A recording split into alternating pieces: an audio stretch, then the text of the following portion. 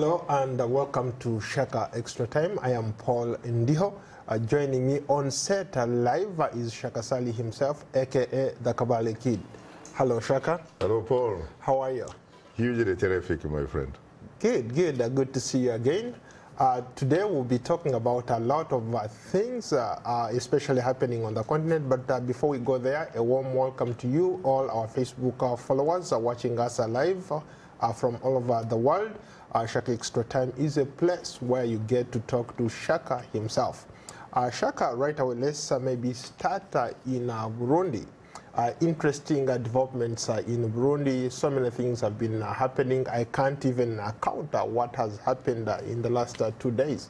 There is so much happening in a sense that they're coming up with the referendum this week, and then I think it's on Thursday. So many things at stake. Your thoughts, Shaka? Well, it's very interesting that we're talking obviously about a referendum, but I wonder what is particularly significant or particularly unique about a referendum. I mean, a referendum, one would hope and think, is an opportunity through which citizens of a country get the opportunity to decide what they want. And we hope that that type of environment, that type of climate obtains in the Republic of Burundi, so that people on Thursday, they can decide whether to amend the constitution so that they can remove term limits, in which case, you know, an individual that occupies a state house in Burundi, at least for the next 2 terms, doesn't really have to worry very much. And also, in this particular case, the question is fashioned in a manner that, for example, does not affect the incumbent president, Pierre Nkurunziza, who has actually been in power since 2005, I think, the last time I checked. And his term probably does not, in fact, end until 2020. And in this particular case, Burundians have an opportunity. They have a chance to think whether, in fact, an amendment is needed to remove term limits. And if you remove those term limits, you also accept the fact that you increase the term, which normally is 5 years, to 7 years. So what happens if, in fact, the yes vote wins?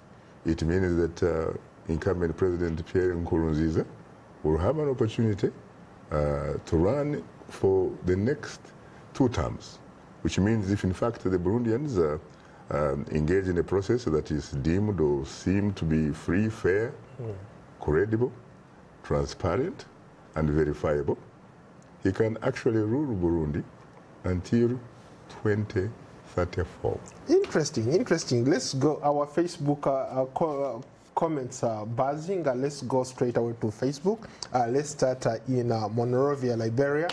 What do you make of President Nkurunziza as a quest for another term? Obviously, he's trying to use the guise of going through a referendum, but he's technically looking at even it in a bigger sense, in a manner that he's already positioned himself to be in power until 2034. He probably would have actually problems with you when you say that he's trying this or that in terms of the first person.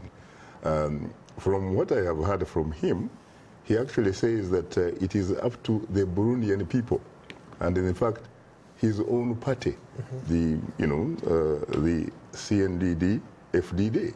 These are the people, at least according to him, who feel that he is the type of person, in as far as the Burundian politics are concerned, who they really feel is uniquely qualified. Almost like somebody would say, is like a sort of political God's gift to Burundi, at least for the moment. They pretty much can't do without him. And so he pretty much, to use another phrase from another president in that region, he's basically succumbing to the pressure of his people. Interesting. Let's go to a tweet from Joseph Slavic.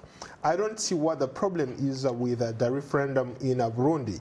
It will be up to the people of Burundi who will vote and determine their future. What do you make of that? Very legitimate. I mean, Joe does have a very legitimate point of view. The only problem with it is that you have to figure out whether, in fact, again, going back to how I started, whether, in fact, politically, you do have an environment, you do have conditions that allow people to express themselves freely. The question is, does that, in fact, environment, do those conditions obtain in Burundi? Sometimes you hear that, yes, those types of conditions obtain, but there are other, other sources which say, no, you really don't have that. Now, the question is, who are those people, institutions or groups, who are in fact going to carry out the issues of monitoring the election, observing the election? Because the last time I checked, I don't know whether it is true, but actually I read somewhere that the East African community, of which Burundi happens to be one of the 6 members, that is actually not going to send representatives to observe that exercise. If true, then there could probably be an issue. I don't know whether the African Union is going to go there. I don't know who else is going there. I don't know about the ability or the freedom with which the Burundian civil society will be in a position where they have the right and the freedom to observe the process on Thursday. So the jury is still out. Is that referendum, in fact, going to be a referendum? Or is it going to be a process that is controlled by the government? Speaking of a process that is controlled by the government, let's go to another comment here from Amos Shaka Ssali. He says, good luck on Burundi's referendum. We are tired of Western nations who come to Africa in the name of human rights while they know nothing about the people's rights. Your thoughts? Well, I think he has a point. I think I'm about to complete a book which is called basically the Scramble for Africa. It is written by a former student at Oxford University, a man who happens to, in fact, belong to what you would say the British elite, Thomas Pakenham. And when you look at how the Europeans went to Africa and what they did or did not do, sometimes you find that that kind of gentleman probably has a point.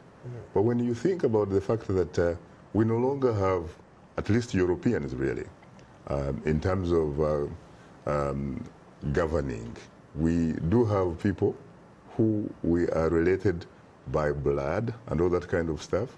The question is, how are they in fact doing? Are they in fact doing the business of governing, bearing in mind that they're actually doing this for people? Or are they in fact doing it for themselves, frankly, as individuals?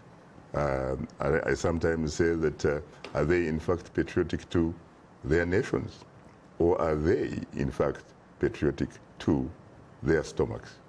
The stomachs of their families, their friends, but not society. That's the issue we should be looking at, because let's face it, Africa is not a poor continent. On the contrary, some sources suggest that Africa may in fact be the home of more than 60% of some of the most important resources that the world in fact depends on. And yet, Paul, the last time I checked, the people of Africa are probably the poorest on this planet Earth. Shaka, maybe let's try to examine this whole referendum thing, term limit thing, maybe, and put it into context. Let's look at some examples. For example, in 2005, Yoweri Museveni of Uganda managed to hash through a constitutional amendment. It went through. He abolished term limits. Now, as we speak, he has abolished the age limit. He's set to run again in 2021. You have Paul Biya in Cameroon. He has succeeded in doing that in 2008. You have Djibouti's Ismail Omar, who tried the same thing in 2008. Paul Kagame in 2015. Denis Sassou Nguesso in 2015. The list goes on and on and on. What's in it for these guys? Why is every leader interested in changing their constitutions to allow them stay longer, or to even remove the age limits as you spoke about earlier? Very interestingly, Paul, is that you can probably not find a single person that you mentioned admitting why he thinks that there's no need really for term limits. What they say, all of them almost as a rule, they basically tell you they are quote-unquote political hostages. They are political hostages of their political parties, if in fact they do have parties, because some people say that in fact they don't have parties because they are actually parties. Just like, you know, at one time I think you heard about the one time very powerful king of France, Louis VIII or something, who used to say that I am the state and the state is me. And so their supporters sincerely say that those types of countries cannot do with those particular individuals because, again, those particular individuals happen to be very uniquely gifted. And it's quite possible that some of them, in fact, are. But the problem is, wait a minute, what if, in fact, those people, God forbid, what if somebody dies? Does it mean, in fact, that person has actually to die with that particular country? It happened, in fact, for some time in a country called Ivory Coast, Côte d'Ivoire, where a founding president, a man called Houphouët-Boigny, was pretty much like a king, really, presidential monarch. Until he died, when he died, he pretty much almost like died with Ivory Coast. Because after that, guess what? It triggered civil war that lasted for a very, very long time. Look at a country called Somalia, for example. You had Siad Barre. Siad Barre was also looked at, as far as his supporters are concerned, as an individual who was uniquely gifted. He didn't stay in power really as long, even more longer than these people, because he was in power, I think, for about 21 years. But after that, my brother, Somalia has never been the same. So there is a case where supporters of these individuals who end up being presidential monarchs, you know, they present the case and they say it is very necessary because, again, these individuals are very uniquely qualified to play that role. But when you look at it very, very closely, you will find that actually some of these people who are supporters, it is not so much that they are supporting these particular individuals. They are actually supporting themselves. Because for as long as this particular individual is in the State House, is in charge of distributing or deciding who gets what and who does it in terms of resources, they are the people who happen to be in the first lane. And so it's about them. They are patriots to their stomachs. And because they are, they don't see why they should get out of power. But others will tell you that any society needs to renew itself. You need one generation to, at some point, you know, hand over the baton to a younger generation so that the younger generation can also figure out how to organize that society in terms of development. So I think that this has almost become like a political disease, but it's not a good disease really, in the sense that it really is not to the benefit of the vast majority of the African people. Rather, it is to the benefit, some will argue, and probably a lot of them actually will argue, to these individuals who happen to be power hungry, who happen to be very greedy, very selfish, to the extent that they think they have to run a country where there is a monologue, not a dialogue. Because if there was a dialogue, they would know that it is time, you know, to kind of like, come on, man, you know, step aside, let someone else come back and, you know, take society forward. You are watching Shaka Extra Time, a show that comes to you live from here in Washington every Tuesday. Back to you, Shaka. There is a Facebook comment here from Lomé. He says, Africa generally has just accepted that they have failed in both democracy and politics. Let them embark on kingdoms rather than pretending to have these periodic elections. Your thoughts on that? Well, first of all, I think this particular individual, I don't know who he is addressing that comment or that question to, because it is not really all Africans or the majority of the Africans that determine how these societies run.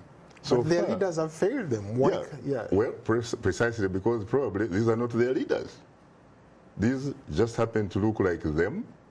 They happen to probably know where some of these individuals were born, went to school, and where they trained and what have you, whether they were in the military and what have you. But that is the only thing that they have in common with a lot of these other people whom these individuals claim to lead. These are not leaders, Paul. These are rulers, just like colonial rulers, really. The only difference is that colonialism had rulers who were called governors, who were white people. They were European people. In this particular case, you have an indigenous type of rulers who happen to be indigenous. The question is, do they in fact have really a sense, do they know what they are really up to? Perhaps they do. And if they do, what is it really? Do they have the interests of the vast majority of their own people, frankly, at heart? Do they in fact put their own country above and beyond the individual greedy, selfish interests? I think if you look at most of them, the answer probably will be no, they don't. So these really are people, for the most part, they actually seize power. They are not chosen. They are not elected. They seize power with AK-47 in the name of being freedom fighters, in the name of being liberators. But when it comes to the business of governing, my friend, some of them in fact start saying, you know what, where were you when I was going to the bush to try and liberate you? I have liberated you, and therefore I have a sense of entitlement. I killed my beast. This is my beast. And so when I start cutting my beast and what have you, you need a visa in order for you at least to have a piece of the action. Shaka, you seem to be suggesting that if I was a young person, highly educated, I have ambition to run for maybe political office at some point, I have no future in Africa or in any country that some of these countries that we've been talking about, because there seem to be, you hit a wall when you start aspiring for these bigger positions because of these guys who are there. They don't want to leave. They don't want to create room for us to get in. So what kind of advice would you give to young people who are watching maybe this program? Well, first of all, I will tell you that Africa is a continent. It is not a country. That continent has 54 countries, which are member countries of the African Union, plus Western Sahara, which is still struggling to disengage itself from Morocco, so that in fact it can also become a country. So as at present, you have 54 member countries in a sense that belong to Africa.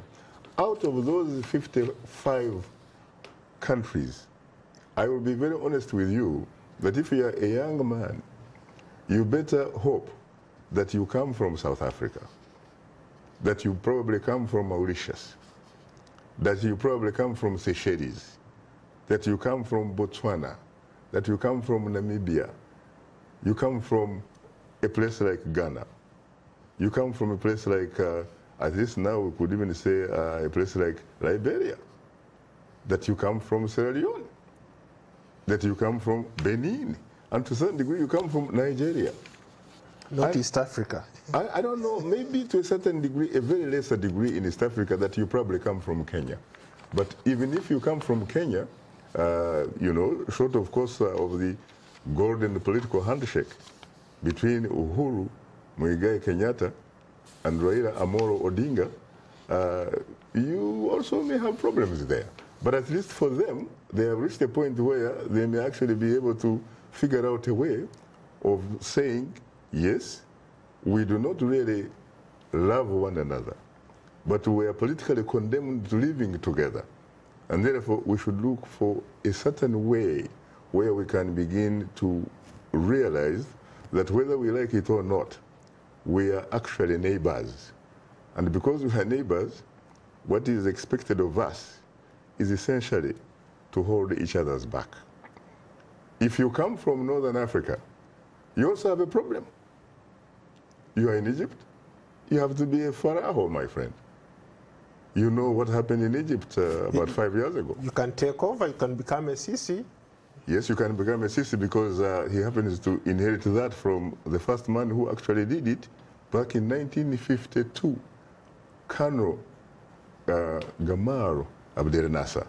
He was a benevolent dictator. He was a good man. He was a man who obviously pretty much, you know, was interested in African unity and what have you, and helped a lot of liberation struggles. And, by the way, when people like Patrice Emery Lumumba were killed in the Congo, he basically, in a sense, adopted the children of Patrice Lumumba.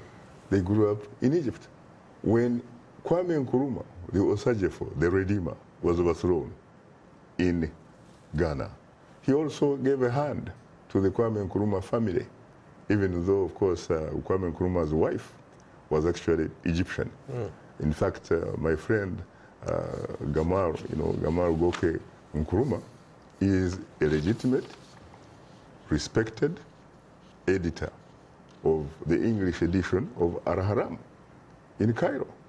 And it was because of Gamal Abdel Nasser. I don't know really whether RCC falls into that league. He probably doesn't, because let's face it, the man was promoted to a field marshal. You remember that? Gamal Abdel Nasser seized the power as a colonel and remained a colonel until his death back in 1970. So there are other countries, by the way, if you're a young African person, where you can go, like Malawi, I think. You can go. And to a certain degree, I think Tanzania, you know, it may be going through some kind of turmoil and what have you, but it's also a place that probably can accommodate you. But you have a problem to be in Ethiopia, except that it looks like there could actually very well be a light at the end of the tunnel politically in Ethiopia right now, under the new Prime Minister Abiy Ahmed. You probably wouldn't have a very good future in Eritrea. You probably wouldn't have a good future in South Sudan, nor would you, in fact, have a good future in Khartoum. You wouldn't have a good future probably in Uganda, in Rwanda. You probably wouldn't also have a good future in the DRC, but then again we could say the jury is out because they are supposed to be having elections which have been delayed since 2016 on December 23rd later this year. So there are a lot of places. Angola seems also to be changing a bit, but we have probably to be a bit patient. So there are not so many places, sincerely. If you are a young, educated, politically ambitious type of individual. Let's switch the subject. Let's go to Uganda. There's been this talk about the United Nations shifting one of its bases from Uganda to Kenya. There's a lot of controversy surrounding it, and I think a lot of Ugandans are going to lose jobs as a result of this. What do you read into this? Is the United Nations now getting to terms with it? Are they realizing that the guy in Uganda, the president in Uganda, and his people have been taking advantage of the system? Not really. I don't think it is that. I think it is essentially some kind of housekeeping business at the United Nations. They decided that they used to have so many different types of centers, really, around the world. And Uganda, as we talk, has actually been almost the center in terms of administration and logistics and in some of that kind of stuff, in terms of African peacekeeping, you know, forces and all that kind of stuff.